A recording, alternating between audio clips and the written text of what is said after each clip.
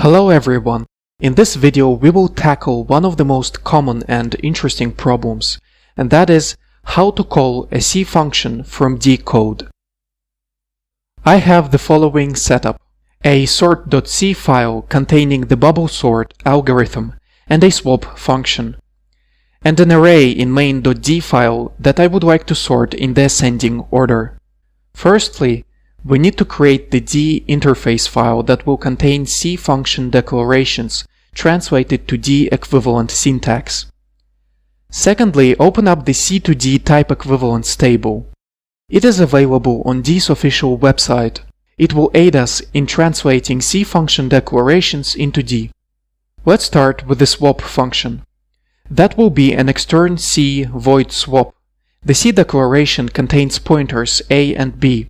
If we take a look at the table, we can see that D pointer type is equivalent to C pointers, and we can leave the pointer syntax as it is. However, there is a better way. We can use reference instead of pointers, something very useful in D. Now that we're done with the swap function, let's translate the bubble sort function. That will be an extern C void bubble sort, then inside the parentheses, a pointer or a reference, size TRA length, and a boolean. That's it, we're done. Now let's return to the main file and import the sort module.